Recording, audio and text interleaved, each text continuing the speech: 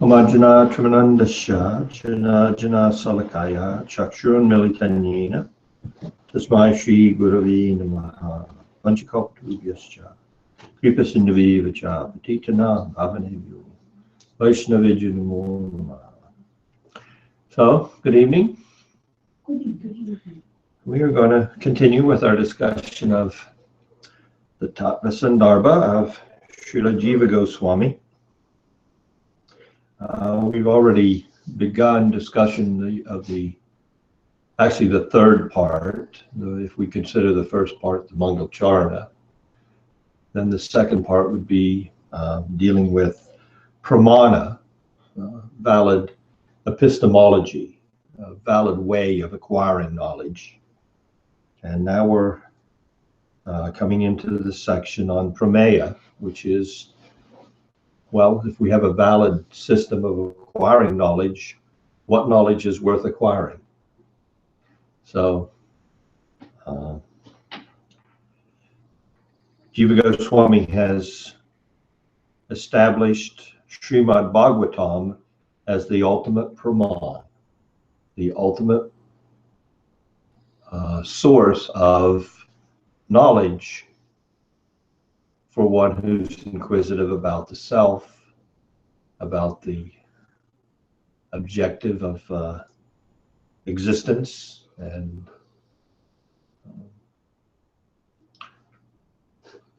about the supreme, if the conception exists in them of a supreme entity.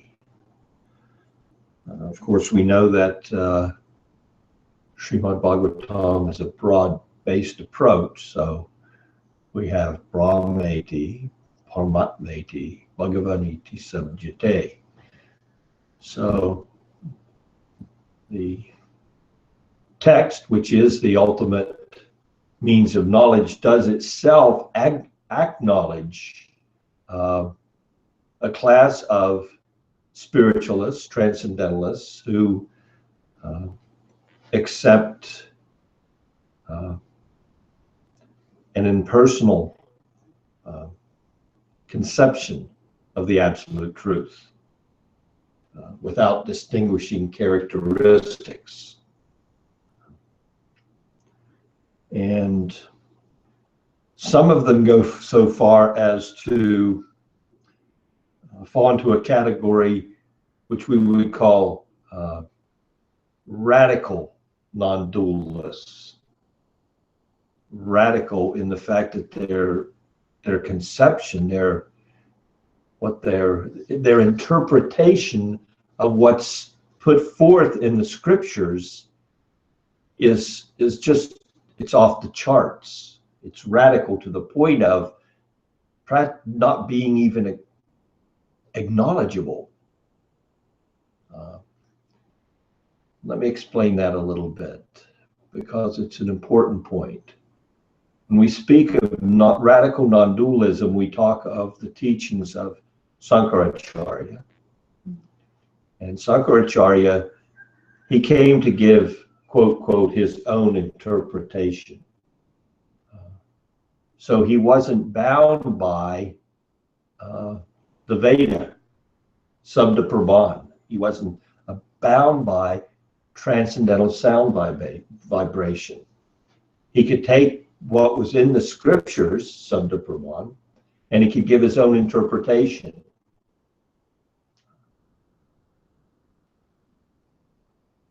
And again, we've discussed this, but to just review, in the whole scheme of things, he had something to accomplish. First, you had misuse of Sabda Brahman by a class of men that simply had little interest in true spiritual enlightenment, but much interest in utilizing what was given in scripture as far as ritualistic practices for materialistic gain. Now, there are ritualistic practices and there is materialistic gain in the scripture. Undoubtedly, it's there. But it's meant to attract specifically people who are situated in the mode of ignorance and the mode of passion to follow scriptural injunction and develop some confidence in Sukadeva Brahman as a whole.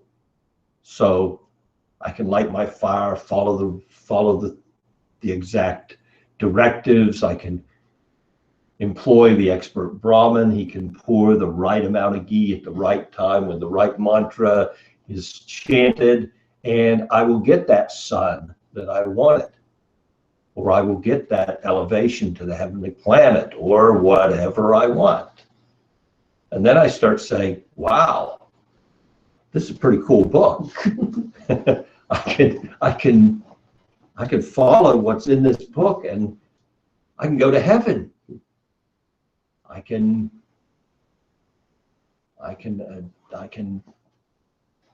well, actually, there's not much that's not there. It's all there. Whatever my material desire, there is a scriptural formula for its fulfillment. But the purpose is to gain confidence in that transcendental sound vibration. Even when it's directed towards material accomplishment, the underlying purpose is there to pull us into an appreciation of Scripture. And that appreciation should lead to further inquiry. Sometimes it doesn't. And that was the situation. So much misuse of Scripture, and along comes a Buddha. And the Buddha says, well, throw out the Scripture, because all you're using it for is to kill cows, to kill animals, to perform sacrifices, and exploit material nature. Well, go ahead and exploit material nature, but don't do it in the name of scriptural injunction. Don't misuse it, properly use it. It says you can have, you can have a cow. Go ahead, eat your cow. But make sure that a fresh cow came out of the fire before you consume the older cow, or whatever the exact formulation was.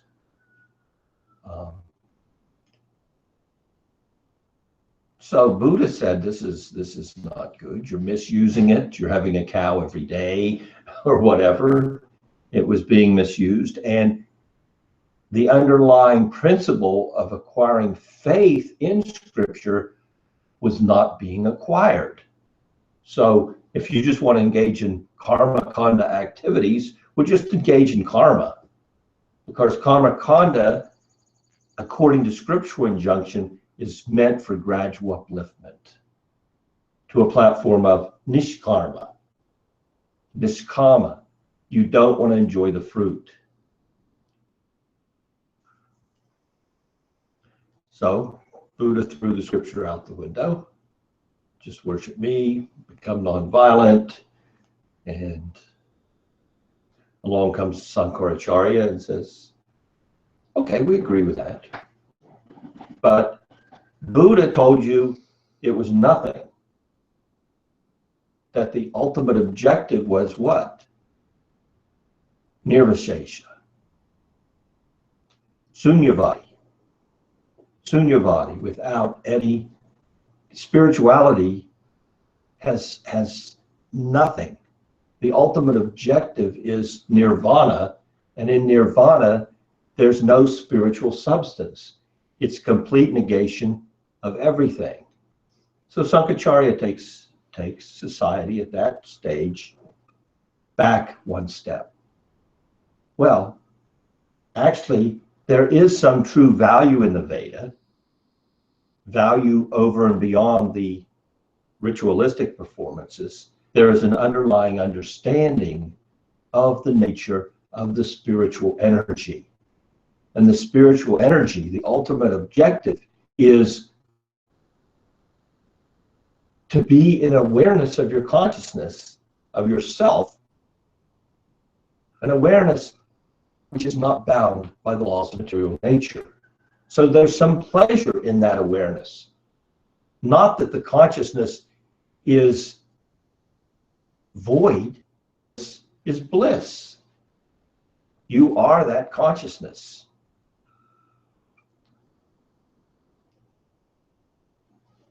So the Bhagavatam acknowledges that class of men who have that aspiration of merging into the Supreme. It's a qualityless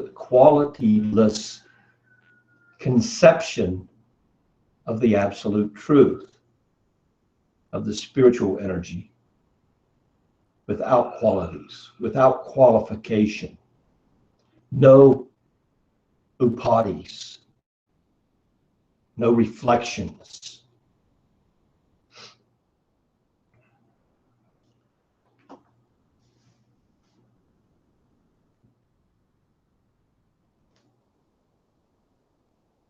So we're now at a point in Jiva Goswami's presentation where he's providing us with what is worth knowing, what is knowable. We know that the Bhagavatam is a valid way of acquiring knowledge. Well, what's it actually telling us? Let's take an approach, and he's got a positive approach from the very beginning. From the very beginning, he's posited an approach to the necessity for Sabda Brahman, for transcendental sound vibration. What was his approach based upon? The fact that without some outside influence, we're going to have a hard time acquiring absolute knowledge because we have some problems. We're in a vehicle, body, a human form of life that affords us the opportunity to ask questions in the first place that the other bodies don't allow. But even with such a good opportunity, there's still some hang-ups. There's still some impediments in our way because the body is what? It has imperfect senses.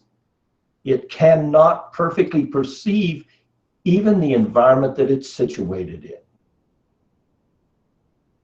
It can perceive a lot, but it can't perceive perfectly. This is arrived at through simply observation. Certain people see better than other people, hear better than others. Certain animals hear or taste better than we do. So the sages, they look at this environment and the situation, the human condition, so to speak, and they say, well, you got imperfect senses. Well, if you have imperfect senses, then what? You could be illusioned. You could take a cowbell for a Tinkerbell, depending on how you interpret it. So the senses are imperfect. We can be an illusion. Because of that, we can make mistakes. We can arrive at the wrong conclusion. We see smoke coming up from the mountain. We say it must be on fire. It could be fog. Somebody could have already put the fire out. We infer the best we can with the senses we have, but we may not infer perfectly. Well, so. And the first is we have what the author here says, and I like his terminology. We have a misrepresentational bias. But just think about the words that he's using. Misrepresentational bias. We all have an opinion based on what we see, what we hear, what we infer from what we see, hear, and taste, and smell, and touch, and feel. We all infer something, but we have a misrepresentational bias based on our conditioning, based on our experiences, And if we accept a spirituality wherein we see that this is simply a cycle, then that misrepresentational bias is built up from unlimited lifetimes. So you're hot is by cold. So you're black is by white. So your social bias is very liberal, and mine is very conservative. So when I talk of the liberties of man being very conservative, I'm not going to consider a man who thinks himself a woman. And you are, because you have a liberal bias. So it's a misrepresentational bias. I was born in a different environment, so I see things differently. My family raised me as a white supremacist, and yours raised you as some hippie kid in a commune in California. So I realize you like vegetables, but I like meat and potatoes. So it's a misrepresentational bias. Who's right? Well, in the material world, everybody will argue their rights and wrongs. And we even see in scripture, in the Puranas and the histories, what's right and what's wrong is often a compromise. What to do with Asvatthama? Off with his head or off with his head knot? Head knot. What do? Do we satisfy the desire to do potty? He's a Brahmin, what can I do? Don't make his mother suffer the way I'm suffering now. Please. So what? So the desire of body takes precedent over Dharma? No, it becomes Dharma.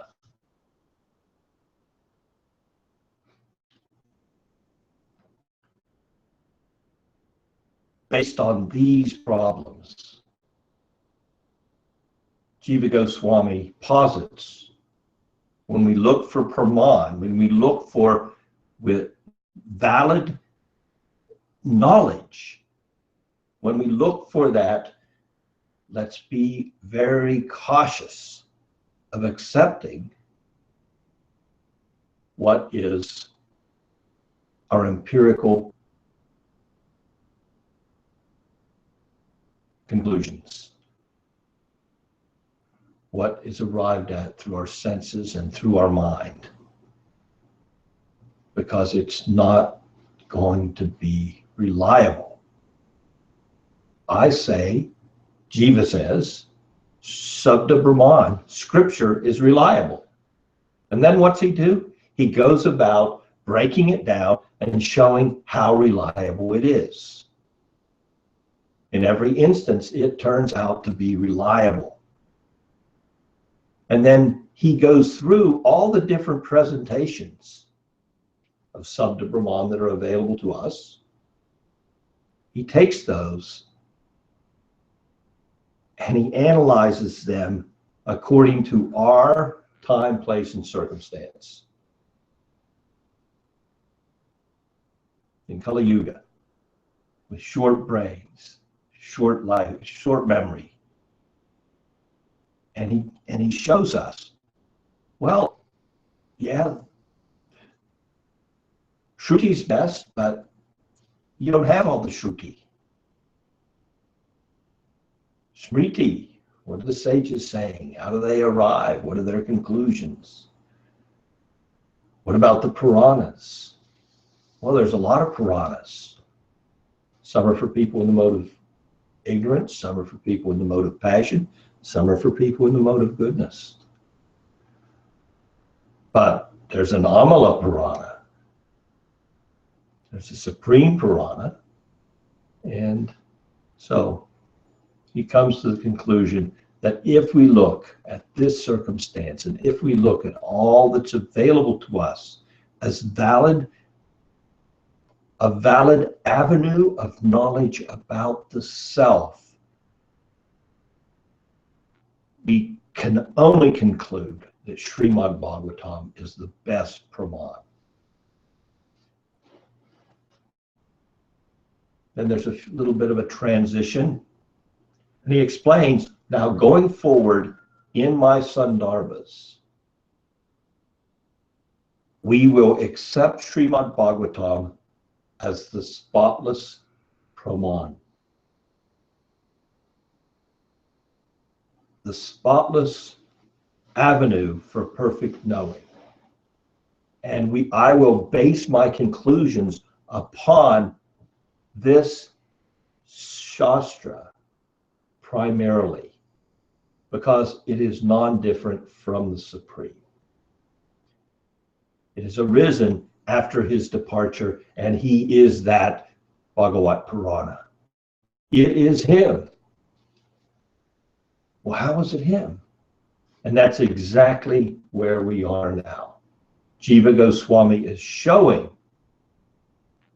by an analysis of both the compiler of this Purana and the speaker of this Purana, their method of revelation.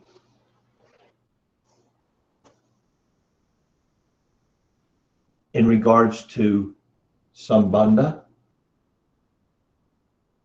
what is the absolute truth and the relationship of it in the world, Abhideya and Prayojan.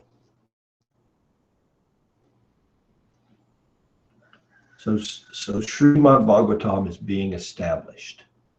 Now, how does he establish it? Because if we look at the Srimad Bhagavatam, we can find throughout the Bhagavatam so much explanation of Sambandha, so much explanation of Abhideya, and so much explanation of Prayojan. They're all there. So we could simply take an intellectual approach to the text of the Srimad Bhagavatam and pull those items from anywhere. But Jiva Goswami doesn't start there. He says, no, because that would be a Vaidhi approach. And he says, let us start here. What was the source of this Srimad Bhagavatam revelation? And how is the source of that revelation transmitted to the speaker, Sukadeva Goswami? Now, you would think that he would naturally speak of the author's revelation first, but he doesn't. He speaks of Sukadeva's revelation first by quoting one verse from the Bhagavatam. And then, in speaking of Vyasudeva's, he quotes 4 or 5 verses. But he speaks of Sukadeva first. And we think, well, that's not the proper sequence. So that's explained by the following. When you have many tasks to accomplish, you always approach the easiest one first and get it out of the way. So the analogy of his approach is the analogy between the metallurgist producing the needle and the kettle.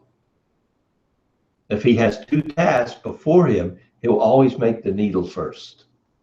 Simple, he makes the needle. The kettle requires a little bit more work. So with that logic, and again, remember, a lot of what we learn of Scripture and its presentation has to do with logical inference and the nature of the language of the Shastra itself. I mean, if we look at it, it requires a proper presentation by the sadhu, but the sadhu can look at the scripture in a way and expound on it and bring out so many meanings. Atmaramas Chamunaya. How many definitions for that verse Sri Chaitanya gave? Was it Sarvabhuma first explanation? He gave 7, and the Tony gave 19 or something. 64. Oh, 64, right? And then Sanatan said, I heard you gave, and Lord Chaitanya, I can't remember what exactly I explained to him, but I'll give you some explanations if you want them. And he gave another large grouping of explanations. So we need good guidance in understanding Brahman. So let's talk about the verse that's used to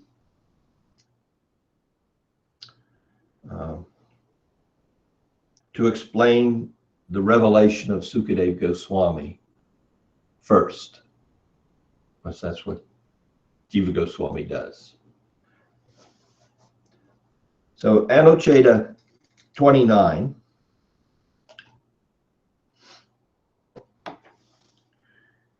speaks of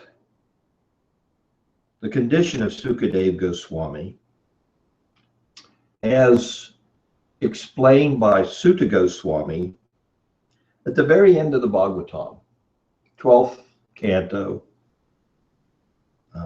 12th chapter, next to the last chapter, and the last verse of that chapter.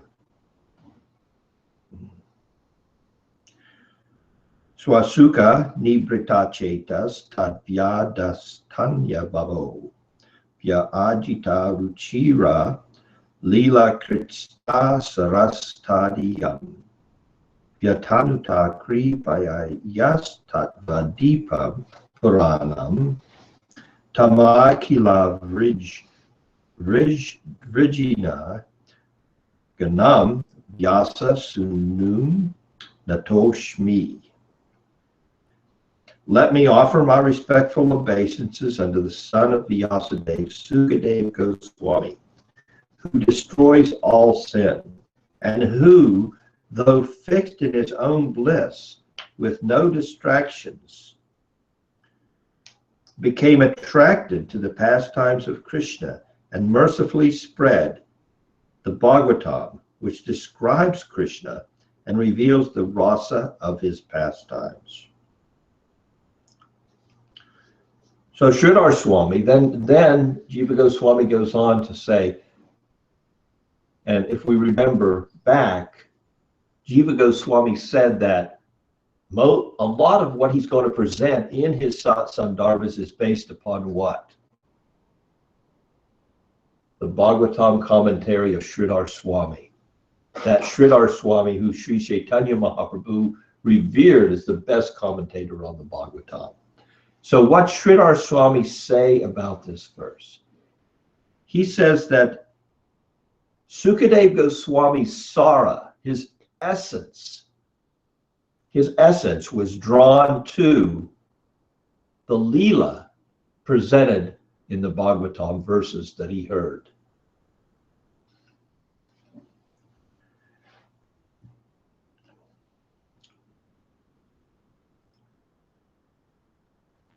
Then he goes on in the next part of this 29th Anucheta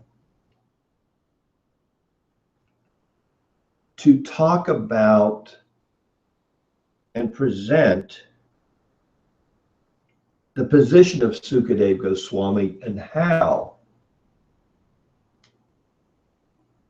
he became cognizant of the Supreme in the most sweet way by appreciation of his Leelas. First we have to understand what was Sukadeva Goswami's position. Even he was completely liberated. So much so that he had no desire for any interaction in the material realm. None whatsoever. In fact, you'll find some Puranas that say that he stayed in a room for 12 years, refusing to come out until a special benediction was given to him by Krishna himself. Maya will not touch you. Okay. And then we have Puranas that say, as soon as he came out, he immediately left home. He didn't want any family affection interfering with his spiritual perfection. He was already perfect. So much so that he had no, well, the terminology can be used of open-eyed samadhi. He was in the world. He was what we would call functioning in the world, but the world had no influence upon his internal absolute satisfaction in the joy of the self. He was a liberated soul. So despite that condition, still we find that he was drawn, his essence. Now, what's this mean? His essence. Sridhar is saying his essence was drawn to the narrations from the Bhagavatam.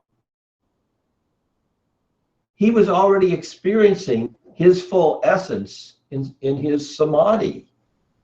He was completely situated in transcendence. Nothing in the world could draw him. He was completely blissful in that realization.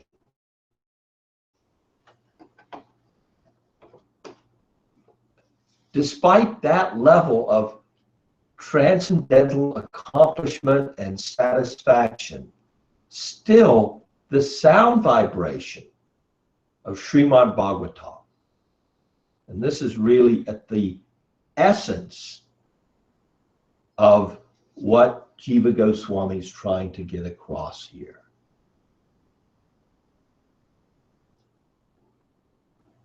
His essence was drawn to that essence which had more aesthetic value,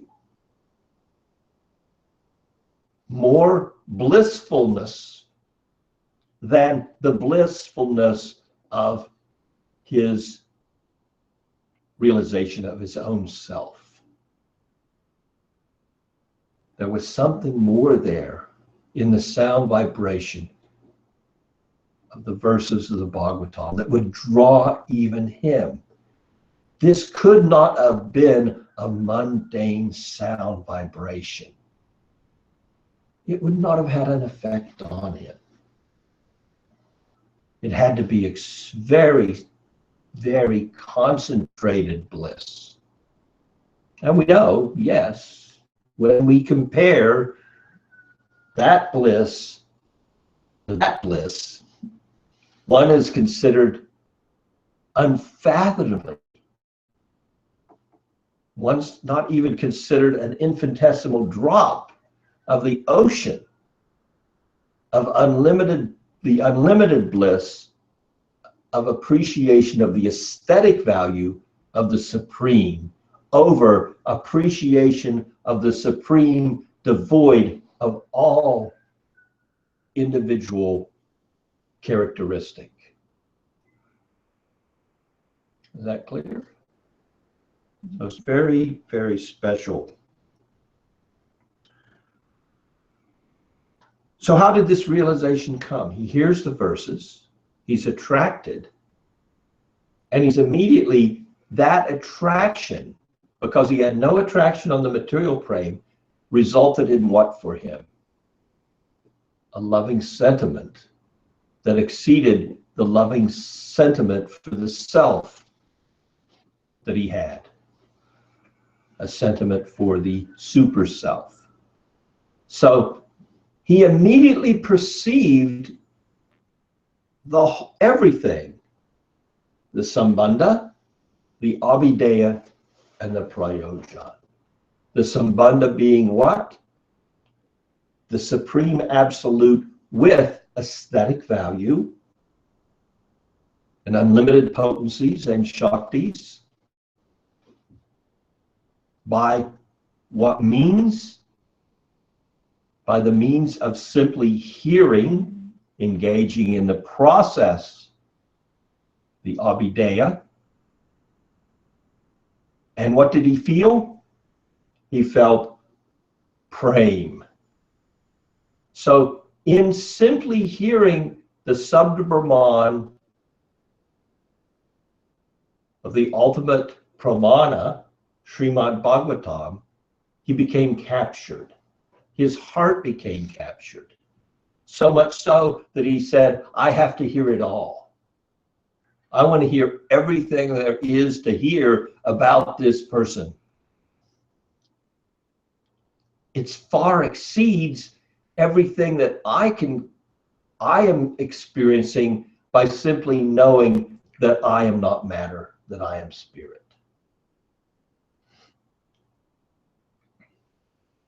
And was part of it that he was also hearing from a pure soul? Or was just the hearing the essential? Well, the point that's being brought out here is the Bhagavatam in and of itself is transcendental. Now, as far as the medium by which he heard the Bhagavatam, well, we can look to the author of the Bhagavatam, which is his father.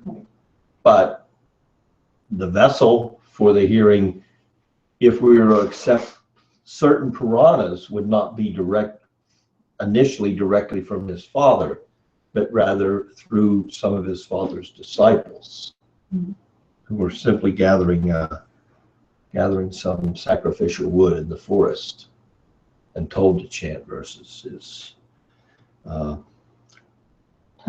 one explanation.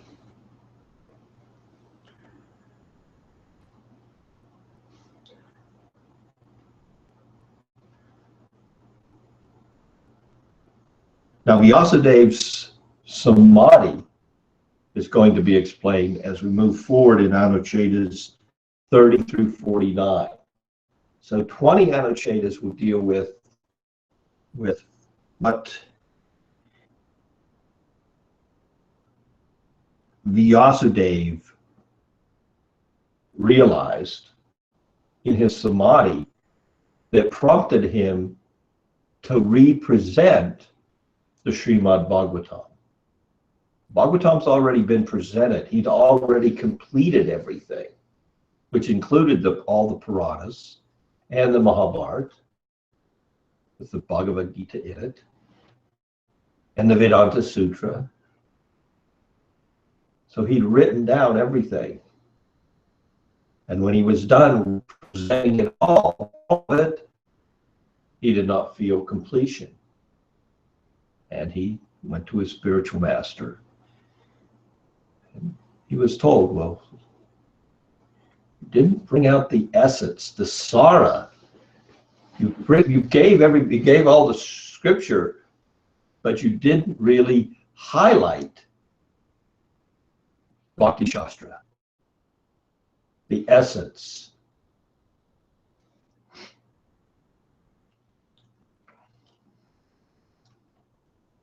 So the most important thing that we have to take from this approach that Jiva Goswami's taking is the fact that Srimad Bhagavatam is fully a transcendental sound vibration.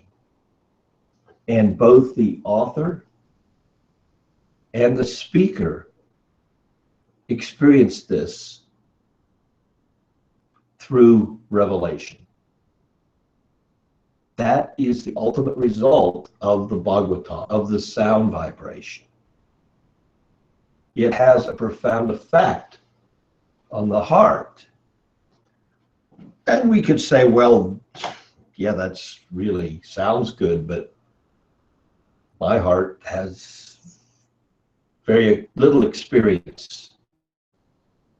I'm not a Jivan Mukta like Sukadeva, so I don't, upon hearing 3 or 4 verses from the Bhagavatam, immediately experience praying. And I'm certainly not a Vyasadeva, who's the essence of all scripture and can draw out that essence after entering into samadhi. Can barely chant 16 rounds attentively, what to speak of a samadhi that leads to a revelation, that leads to a reevaluation of all the work I've just done in presenting scriptures for suffering humanity in the most fallen age. But despite our shortcomings do not discount the transcendental potency of Srimad Bhagavatam. The Bhagavatam does have this potency, and through repeated hearing, Cheto Darpanam Arjanam, we will come to a platform of revelation in the scripture itself, simply through continued association. And who cares how many lifetimes? Does it really matter? It's everlastingly and joyfully performed. And once we can get past the hurdle of anista bhajana kriya, where it's a struggle just to keep a firm grounding in practice, once we can gradually move through the initial stages of sadhana bhakti and come to some steadiness, then we will experience the fact that this literature becomes more and more relishable with every hearing. That the pastimes of Krishna delineated in Srimad Bhagavatam become more and more revealed within our heart, even if we're not a big intellectual. This is the effect of the Bhagavatam. It's arisen like the sun after Krishna departed. And it is Krishna. It is his literary incarnation.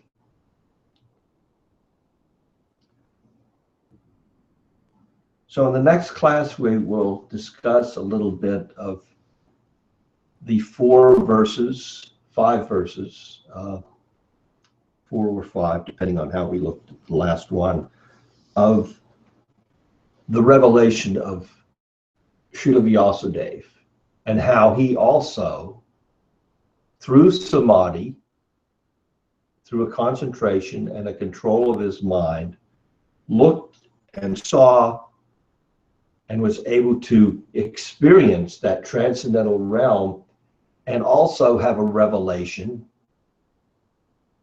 so that he could fully appreciate, apperceive. That means both with his consciousness and an awareness of his consciousness. So he was aware of the fact that he was perceiving in samadhi the supreme. Therefore, he could relay it in such a way that we could benefit from it. So we'll go over those verses and see we have the same conclusion arrived at. Sambandha, Abhideya, and Prayojan, which are very, very much tied together. So I'll stop there for tonight. Are there any questions?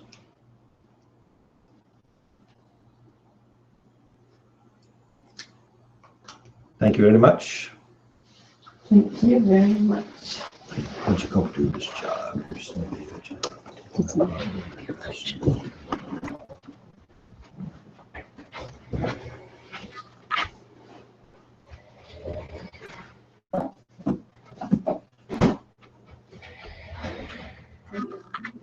Prameya would be good.